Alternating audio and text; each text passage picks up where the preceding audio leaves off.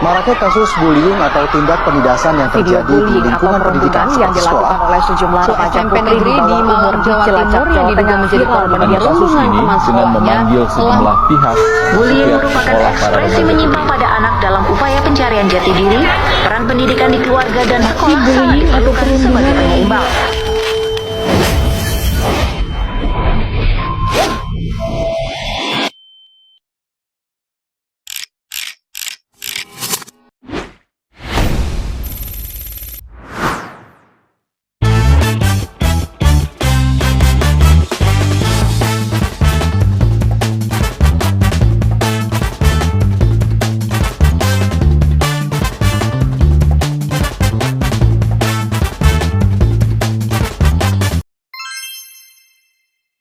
Nah, teman-teman, untuk materi lebih lanjut pandangan tentang bullying, saya akan berbincang dengan dua narasumber, yaitu seorang mahasiswa yang akan berbagi pandangannya secara singkat.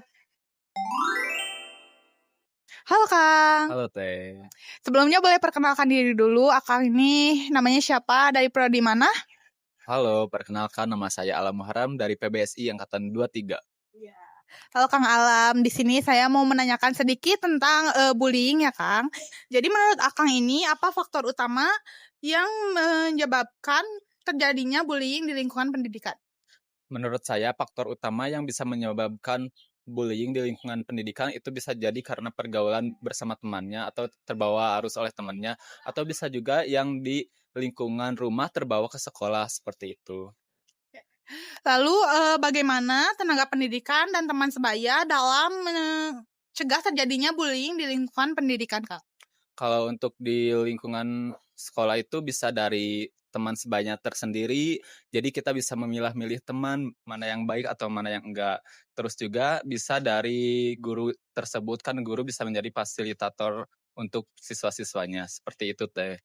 Terima kasih ya Kang Alam. Jadi seperti itu teman-teman tanggapan dari Kang Alam. Terima Terima kasih. kasih.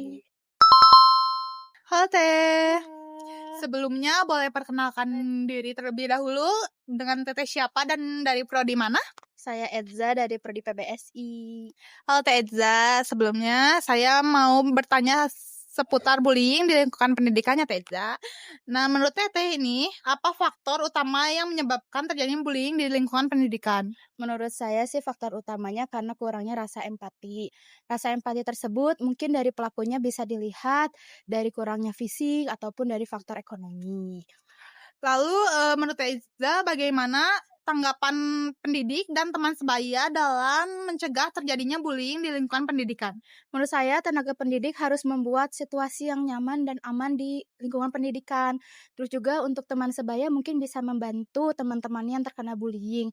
Jangan merasa takut untuk dilaporkan kepada pihak yang tempat pendidikannya tersebut. Terus juga kita harus menemani dari korban bullying tersebut.